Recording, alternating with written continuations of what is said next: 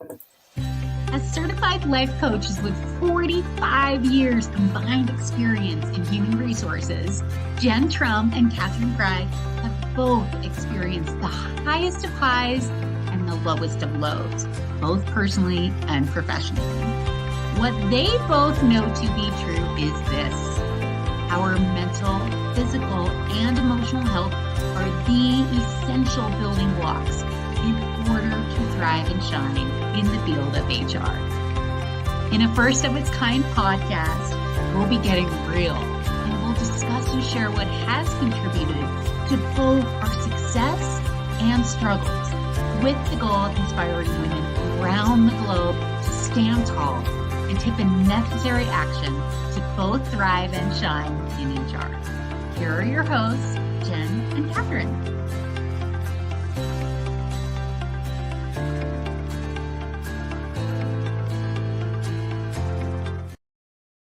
Episode 29. I typed in 30 originally, but I realized we're actually on episode 29. So welcome to Thrive and Shine HR with Jen Trum, and I'm Katherine Fry. We're so happy to have you all with us.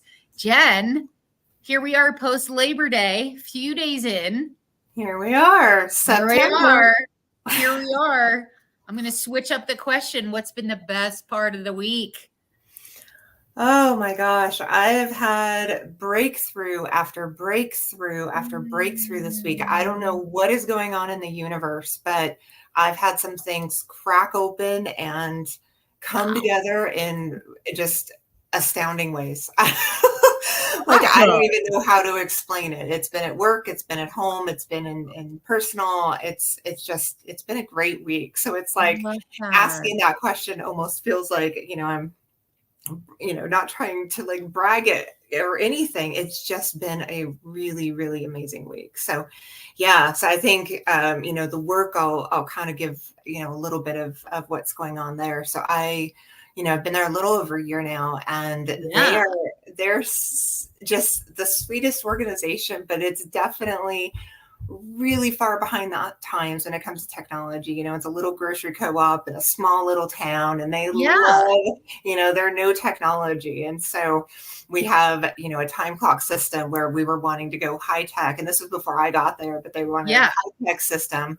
And they said, okay, we want to go with the face screening, the facial recognition. So they signed up for it. And this was like, right around COVID. So the whole thing ended up being a shit show. But so basically though, they installed these, biometric screenings, and over the course of the last several years, they had to, based on the way that they had the contract. And I think even by law, you have to allow people to opt out if they want to, if they're not comfortable for security or confidentiality reasons or whatever. And so over the past year, of close to 80% of the employees at the company had been opting out. Whoa. And so when they're hired, because they give that opportunity when they set them up. And so anyway, so in terms of, working with this, vendor that we're trying to work with right now, it's been just wild trying to kind of figure it out based on our culture and really find a marriage between what are we going to get buy-in on, right? This is not about just throwing out, this offering and saying, it's going to be great, guys, which is what I've done in the HRIS, implementations in the past, right? You're kind of forced sometimes these things. So anyway, so that's been just fun. It's fun to kind of figure out these puzzles. It's fun to figure out how to help best support people where they are versus trying to kind of push whatever agenda, we're dealing with. So yeah, so great week. So, okay, enough about me. Katherine. Okay, but I have to ask, because I'm so curious, 80% are opting out during the onboarding process? Mm-hmm. Yeah. And are they saying why? Mostly like lack of comfort with kind of the security and like having their face scanned. They're like, I'm just not comfortable. So if we could have a whole nother podcast episode about Ashland, Oregon, but it's like Portlandia. And there's actually a YouTube video for anyone who really wants to go rabbit hole called Ashlandia on YouTube. And it's a unique community. Like, I love it so much, but it's unique when it comes to a few things that are a little bit ahead of the times. And they're kind of in a little bit of an island of their own. And so, yeah, but I think it's been kind of fun this last year to kind of figure out, okay, how am I going to marry my like proactive, let's go, like AI, I'm on ChatGPT every day. And, here, a lot of the employees it's just a slower pace. And so anyway, I mean, it's just been a lot of fun to kind of figure out how we find the love that. Yeah. I love that. Okay. Your turn, That's girl. Huge. Best part.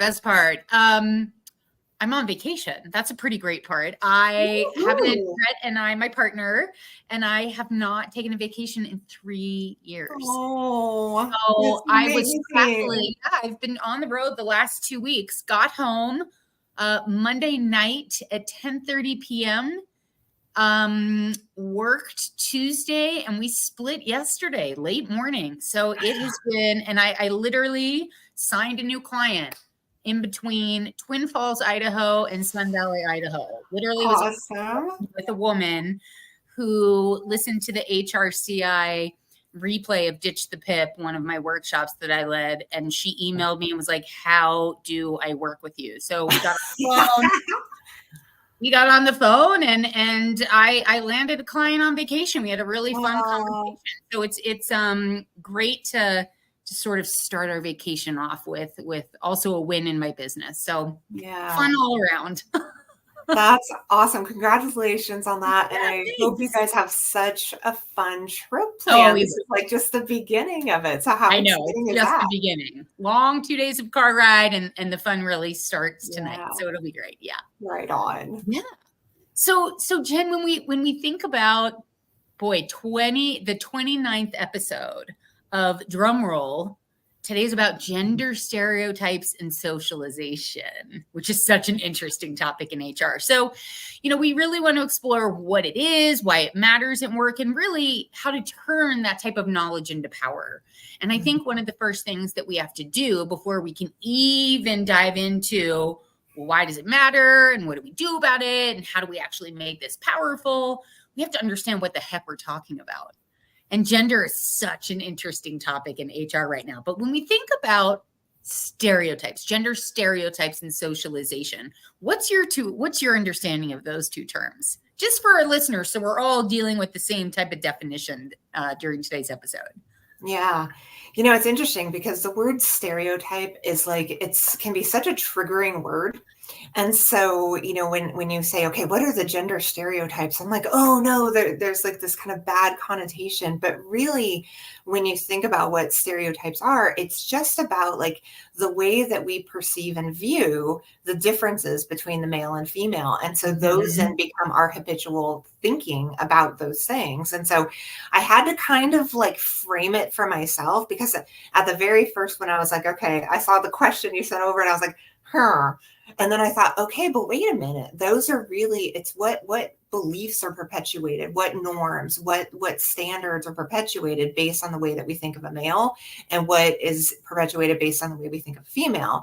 And so, so much of that then, is attributed to kind of what's expected, the behaviors, the attitudes, the, whatever is expected from those different genders. And so this is something that, in the work environment, you think of like how far we've come in the last 100 years. Oh my gosh, so far.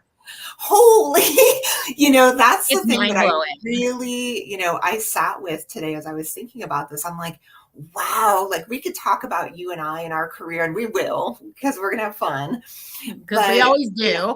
Just to think about like how far it's come in the past 100 years, and to really recognize that, that's what's, that's part of just what we knew. That's what was understood based on, society and socialization. So that gets me into the socialization piece. Naturally.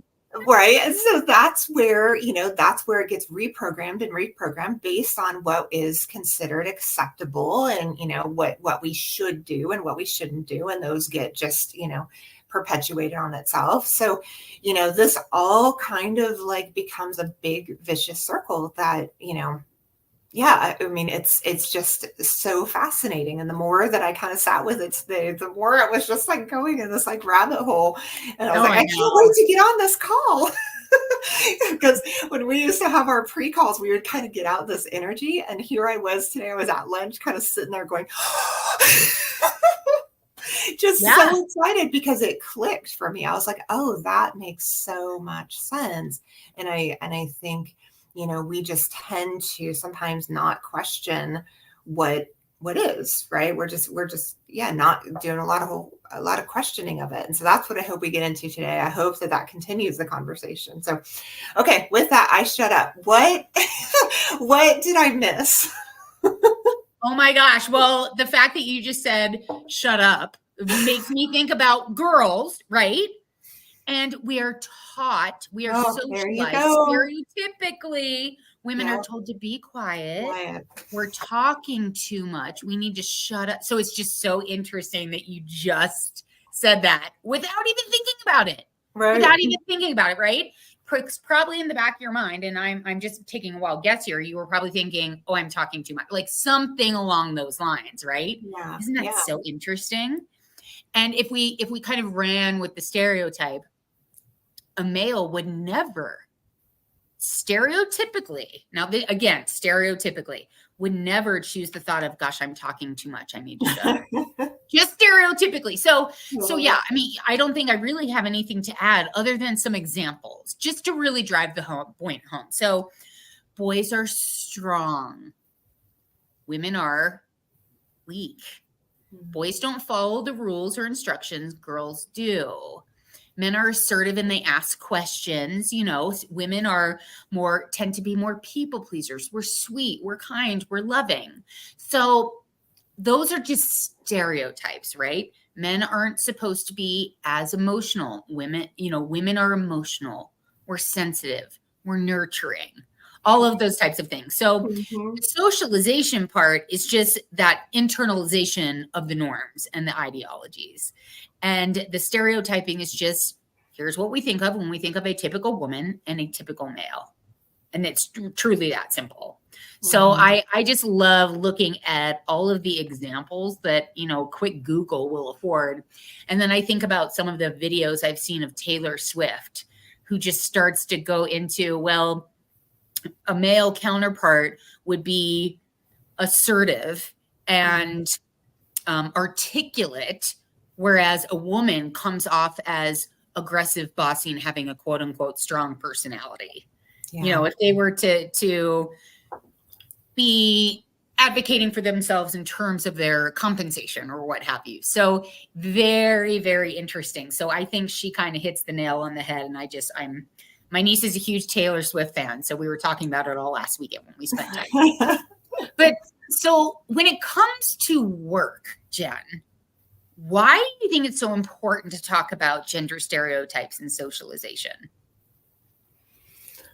Oh my gosh. So a couple of months ago, I think it was, I was talking about a book that I was reading called Subtle Acts of Aggression.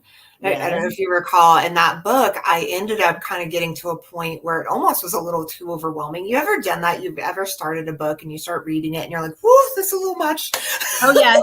Yes. And you put it aside. Yes. That's what I ended up doing with that book for Yes. a couple months, I think. And I picked it back up recently. And, there was a quote in that book that talked about, until everybody can look at one another and not feel like there's an imbalance in terms of, the reciprocity of what I give as value and what you give as value, then we should be talking.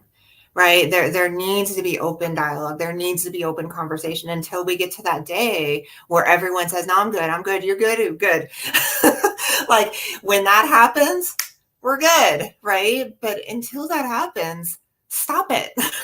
Everybody stop it with the ego and the everything. And so that I really, really bought into that strongly and just felt like that resonated to me with so many, examples in my past and situations where, it's like, you end up talking with individuals who feel like we've already this has already been, discussed and we're past this already. And you're like, no, if you still have one side saying, hey, there's still an imbalance, then no, we got a problem. So yeah, that's my little rant, but it really is, I think, why I think the talking is must continue, and what those forums look like, what those, avenues look like within the workplace. We can talk about that a little bit more. I'd love to, but it has to, because otherwise then what are we doing here? Yeah. Well, what do you think? I totally agree. Yes, I think HR's role is to always stand up for what's right and just. I think our role, I go back and forth.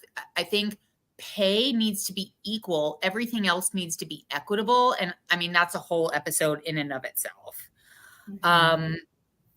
I think HR's role is to really understand the difference between conscious bias and unconscious bias. Mm-hmm. So if we're stereotyping very consciously, we need to address it a certain way. But if it's unconscious, it needs to be addressed in a totally different way. Mm-hmm. And I have been doing some coaching for an organization. And there's a woman who is, I would say, in her mid-50s. And we were talking, she was in the process of hiring people. And she said, I don't know if this is good or bad, right or wrong, but I just feel like women are much better at this type of position. And that right there is she has an awareness of her gender stereotype, and she's sticking to it. Yeah. So that's really, really interesting to me.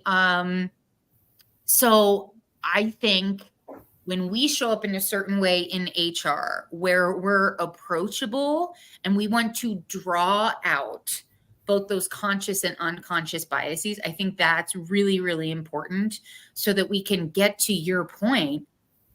Everybody truly is blind, so to speak. Mm-hmm. We don't even think about it. I think about, to drive that point home, my niece, backing up a little bit, her older brother, my nephew, came out as gay, at least to our family, probably about a year ago now. Mm-hmm. And me, being a Gen Xer, was so worried. I was like, oh my gosh, is he going to beat up? And it's gender related. It's not, not necessarily stereotypical, although we could talk about that. And I was super worried about how he was going to be treated in high school. So I asked my niece, I was like, listen, is he being treated fairly now that he has said that he's gay? Is he being treated fairly? And she was like, what are you talking about? And I was like, well, he's gay. Do people see him differently? Is he treated differently? Is he bullied? Are people whispering about him? And she's like, I don't even understand what you're talking about. And that, to me, is exactly what you're describing. It's just like, I don't comprehend what the term gender stereotype even means, because like you said, we've come so far in the last 100 years, and I have so much faith in the couple of generations that are behind I have faith in my generation, but the future generations as well. Oh, this Gen Z, man. Oh, the awareness of these kiddos. Oh, that's a whole nother episode on generation. We definitely have a generational episode, because I am absolutely obsessed with Gen Zs. Obsessed. And she's a Gen Z. She's totally a Gen Z. Obsessed. Yeah. And then on the flip side of it, I'm sure you've experienced this as well, that I have had to have conversations about, women in a public works department. How they felt marginalized, how they felt offended by sexual innuendos, and so on and so forth. Some very stereotypical gender differences in the workplace. I've seen it play out in my 30 years in HR and having to address those things. So it's super interesting to me. Yeah, it sure is. It's so interesting. But yes, noted on the generational work differences, like that's a whole thing in and of itself. I totally agree. Agree. What about, do you have an example of a positive experience under the umbrella of gender stereotyping? Has it played a positive role ever in your history in HR? Yeah, I've had a few experiences in my career where I ended up getting almost sucker punched, where I ended up being pleasantly surprised, like made an assumption about a male that ended up being inaccurate in a good way. And I've also done the same in a way where I was like, I knew it, right? Like, men this or men that or whatever. Yes. So one of the guys I work for, it wasn't who I reported to, but he was one of the two owners of a company that owned a bunch of thrift stores and all over the country. And he and I were pretty much the same personality type. So anyone out there who knows the MBTI, he's an ENTJ and I'm an INTJ. So very similar personalities, but he is one of those individuals who is very like gregarious and he'll walk all over, people sometimes, right? He's just very assertive in that way. He can just be like, and kind of go over you. And so it was one of those things that really kind of intimidated me and, just caused me a lot of pause in terms of like trust and feeling safe and comfortable around, whether or not I would, kind of get railroaded, and so anyway, we had this situation where this girl employee came to him directly because he used to work in the stores of the thrift store as he worked his way up.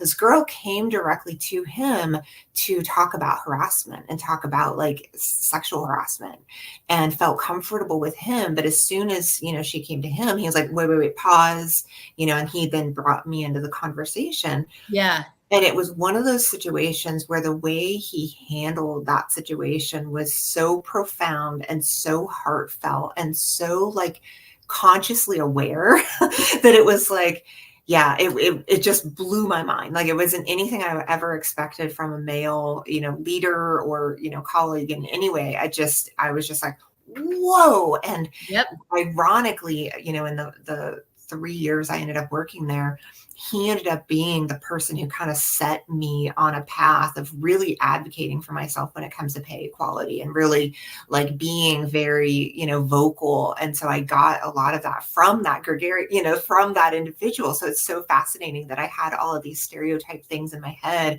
around feeling safe, trust, it was just wild. And then when the chips were really down and I was able to see kind of in his soul, that I could then just release that. And so, yeah, it was really an eye-opening thing. And I think over the years, I talked about Dawn several weeks ago, my old boss, those types of relationships I have found a pattern with now since that first one I think I had with Jeff, where I was like, oh, I see you. I can see you now. And so those types of relationships, I think I've really, really come to value professionally. So thank you, Jeff.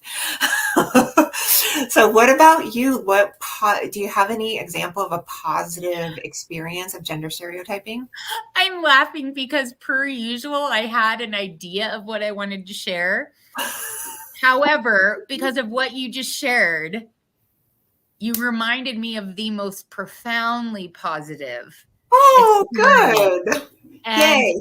It's very similar in that it was actually the leader of an organization. I was hired by HR. He was HR's boss. And he reached out to me and said, hey, I'd like to ask you a question. I'll pay you for your time, all the things. And I was like, okay, just not sure. And we'll get into this a little bit later. I mean, the reason I left the 9-to-5 HR profession was due to gender discrimination. So I was a little bit trepid in terms of, I don't know. I had a lot of distrust for top male leaders at the time, like right after I left the 9-to-5. And we got on the phone and he said, I would just like to know if you think that women in our organization need some extra learning and development opportunities, because I want to make sure I'm providing a very equal and equitable culture when it comes to gender. And I was like, are there men like you out there? Because it was the exact opposite of what I had just come from in my last job in the 9-to-5 world. So I just couldn't believe that he's Gen X, and not to make it about, but he was socialized in a certain way at a certain time, and for him to have that awareness Yeah. of Yeah. there may be some things I'm not seeing here. He was just so hyper aware of potential unconscious or even conscious bias going on in his organization. Yeah. And because of that, I stopped just trying to coach women and I started opening my doors to men. And now I coach men and women equally in my coaching practice, which is really, really cool. And I never would have gotten there if I didn't. I really don't think I would have kept honing in on women as my potential clients, which I also have come to believe that in order to create the safe workplaces that we all strive to create, we need to bring men into the fold. It can't just be about lifting women up. It has to be about that and bringing men into the fold. So what you just shared was, it made me tear up. It just made me remember, it's been a couple of years now, but boy, there are some really, really wonderful examples and positive experiences when it comes to just that gender stereotyping and awareness of it. Yeah. Yeah. Oh man. What a good conversation. Oh. And similarly, I think about, I was just at the Tennessee SHRM conference. It was held in Memphis. And one of the men, I lead a very interactive discussion. And one of the men started talking about how he fears failure. And we are taught that men don't internalize failure. I mean, this is just stereotypical. Men blame the test or the teacher versus, oh, it was actually me who showed up and failed that test. Whereas women are like, I'm a failure. I got an F. I'm a failure. I'm going to be a failure forever. And in the middle of a presentation, I was like, right there. It's anti-male gender stereotype. He just proved the stereotype wrong. So I'm proven wrong all the time. I have plenty of male clients who suffer with imposter syndrome. And most people think that how could men ever have imposter syndrome? They do. Yeah. They just don't talk about it. Yeah. Okay. Well, let's flip it. What about a negative experience as a result of gender stereotyping in your work history? Have you experienced anything on the flip side of it? The not so pretty side? Yeah, and it's tough because, it's interesting when when we talk about these different stereotypes on men and women. If we look at women, the one stereotype that's a really tricky one to navigate is the female bully. The female bully is a really, really tricky one to navigate. And I've had over my years have really struggled with it, especially and this could be triggering to some out there, but especially minority female bullies. And so it's really interesting because it's almost like with some individuals, there is a little bit of a chip on the shoulder. And it's like, I get in kind of the subconscious and, thinking of underneath of what then causes us to act out, what causes people to misbehave in ways that are not, not kind, and so and so a lot of times it's coming from a place of hurt and pain and we're then lashing out because of that. And so that's one thing that I've noticed as a pattern is, and one that I've really had a hard time kind of really navigating how to solve and work with. And there was one gal in particular that I worked with years ago who just had the biggest chip on her shoulder,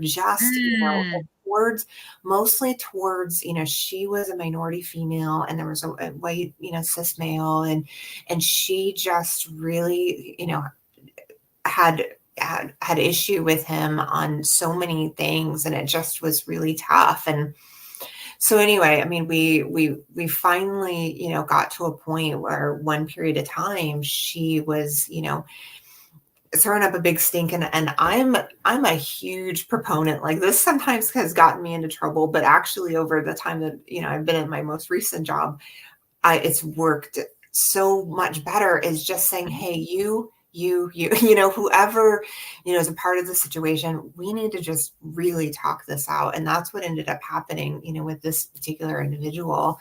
Yeah. when that happened, it was like, okay, now, now we're on the table, let's really talk about, what's going on. What is causing you to feel like you need to react rather than respond with, a little bit of emotional regulation and what is, so it helped the situation so much, but it's tough in those moments where you really are struggling to kind of get to the core of what really might be going on. And that's the one that's the hardest, is the chip on the shoulder without necessarily a specific reason. It's more like there's something going on. There's something going on. And it seems to have this pattern that comes and goes throughout my career. And that might just be me. I might be alone on it, but it just is one of those things that I just struggle with being able to navigate. Once again, I am flashing back to a situation where I had two different females, one reported to the other. They were both accused of being female bullies in the workplace, and they were at each other. And I was supposed to be there to help. It was a PIP, and I could so clearly see the hurt and the pain that was causing both of them to show up in that. There it is. Yeah. Right. I could see it so clearly. And at the time, I didn't have the skill set. I wasn't a certified coach. I thought I knew how to coach. Now I think I would have handled the situation totally differently. But this was way before my coaching days. And I did not know what to do. I mean, they were borderline screaming, fingers pointed, aggressive body language, and they were going at each other, quite literally, and then looking at me at HR, going, "Can you believe what she's doing?" And I was just like, "Oh my!" I truly, did not know how to help in that situation. And so I hear what you're saying. And this just reminds me, Brett and I, we had a long car drive to get where we are. And we were actually talking quite a bit about HR in his current company. And my heart rate was going up because I was sort of flashing back to a lot of scenarios throughout my career because of the conversation we were having. HR is so hard. It is so hard. And if we get wrapped up in all of the the anger and the boiling and the bullying type of behavior, and we're not able to take that step back and stay out of the pool, so to speak, and just bear witness to it and meet people where they are and help calm them. I mean, that's a huge part of our job. And we can't do that unless we do have that awareness of, we don't know what's going on in their mind. We don't know what's leading to them being, causing them to display that bullying type of behavior. And at the same time, it's not okay.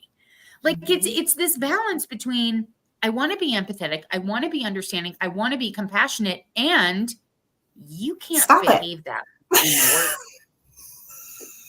Right? It's such an interesting time in HR's history. Yeah, it's like toddlers at that point, because they're not rational. There's this loss of just being able to be rational in those moments. And so, completely get it. And it's almost, I was talking with somebody about the fight, flight, or freeze. And the other day, and we were talking about when, something happens that's so shocking, you're like, wait a second, what is happening right now?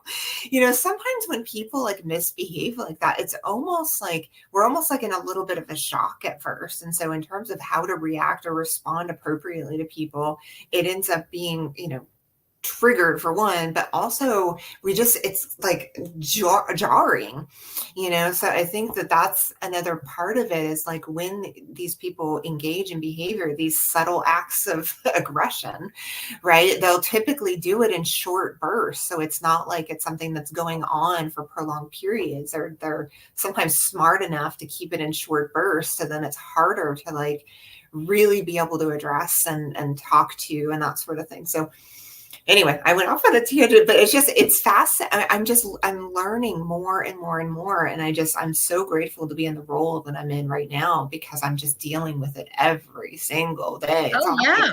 just getting all this practice around, dealing with these types of acts of behavior. So yeah. All right. I have a really interesting question for you. If you're like looking back over all of the situations that you've been encountering, do you tend to approach men differently if they're bullying versus women? Or is it more individual? What is your technique, so to speak, to diffuse? That's evolving. That absolutely is evolving based on my new, awareness and coaching and everything over the last couple of years. 100%. Like, and that's, gosh, there's such a rabbit hole that I could go down with that, because, it goes on both ways. Yeah. There was, this recent study that talked about like only 6 to 13% of people report like harassment when it happens in the workplace. And Really? of the people that report, harassment, 75% of people who do report experience some form of retaliation, whether from the accused, anybody along the line. So, when we talked earlier about socialization and perpetuation of behaviors, so often we freeze and really stunned ourselves from speaking up and speaking truth and really talking about and calling out other people's behavior, because we're afraid. It's, there's like this deep-seated, fear of like this unknown of how that we might be treated. And so it's going to keep us from saying anything. And, that's unfortunate, but that's the reality of the workplace I work in, and the most HR people who are listening and watching. And yeah, we're in environments where we're not celebrated for telling the truth about bad behavior.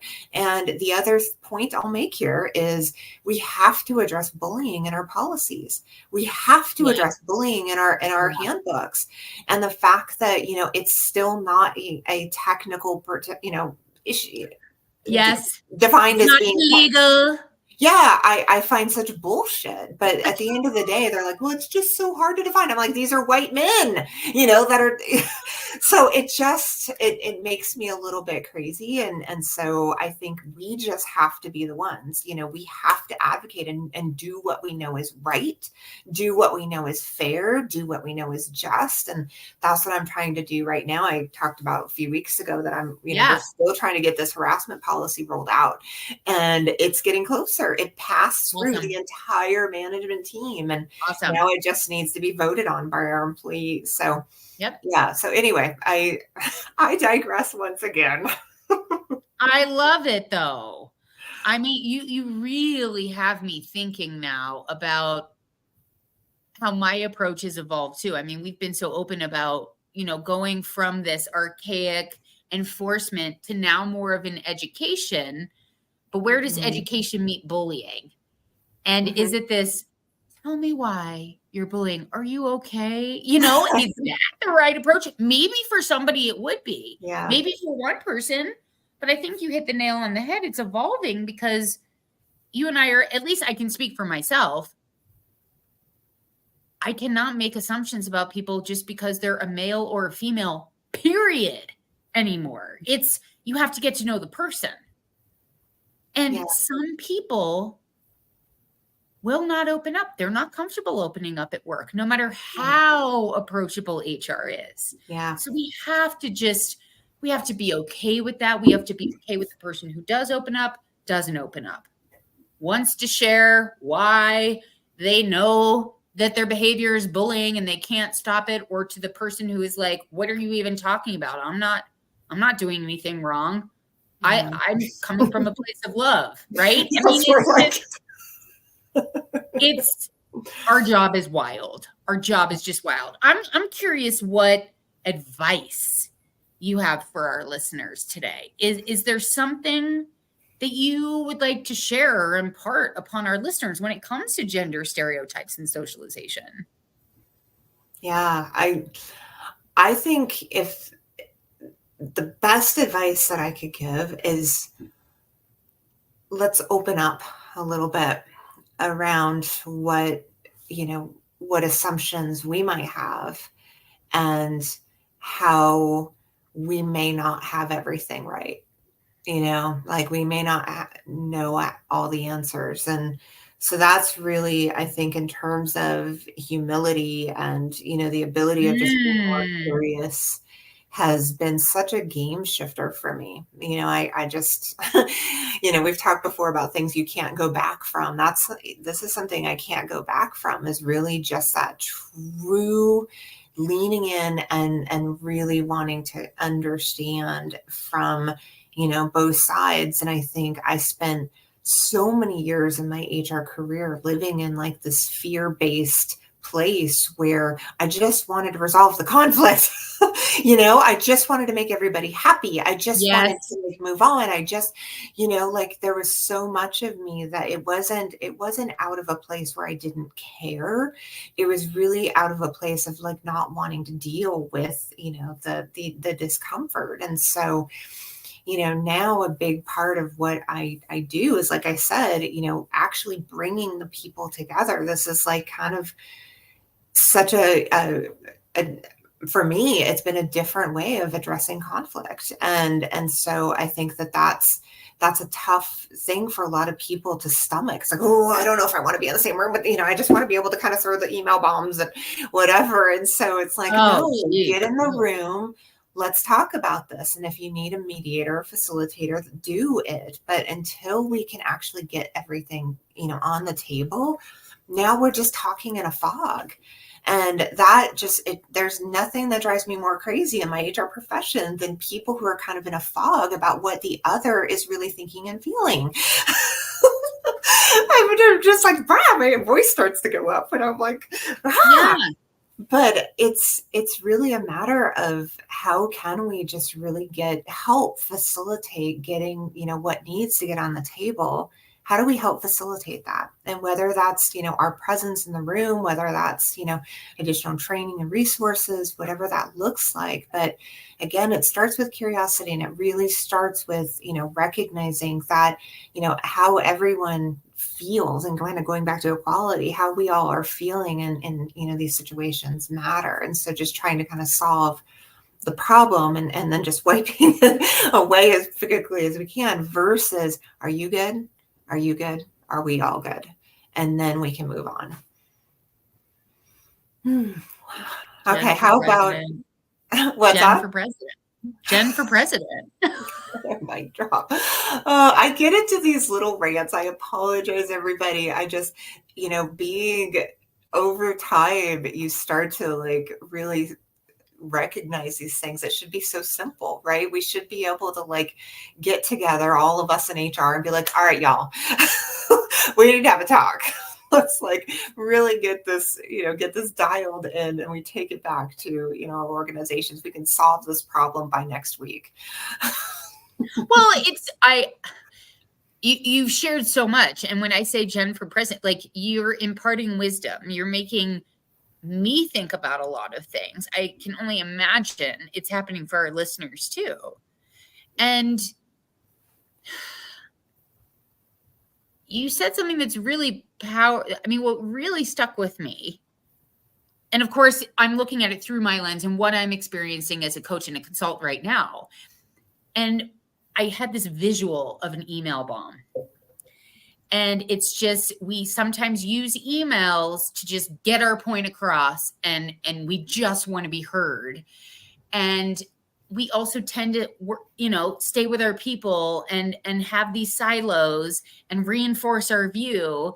And it just creates this divisiveness. It's like the anti-DEI campaign.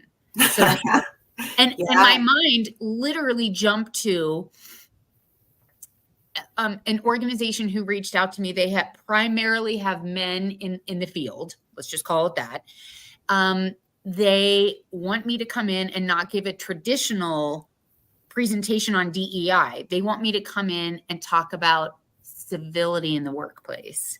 Mm-hmm. And I was like, did you just say civility? Because I was just at the Tennessee SHRM conference, and Johnny Taylor, the president of SHRM, was talking about civility. And I'm just like, I can't believe I just learned so much about civility, and you're wanting a presentation on civility. And it's all about definitely some gender stereotyping, excuse me, because they are males in the field. But there's that typical, excuse me, old guard versus new guard. The generational differences that is causing this divisiveness in the workplace, probably because it's an election year as well, and people are very firm in their beliefs. And all of that just is interwoven when you think about it. So when you said the word email bomb and then concluded that we need to get people in the same room and talking, I could not agree more.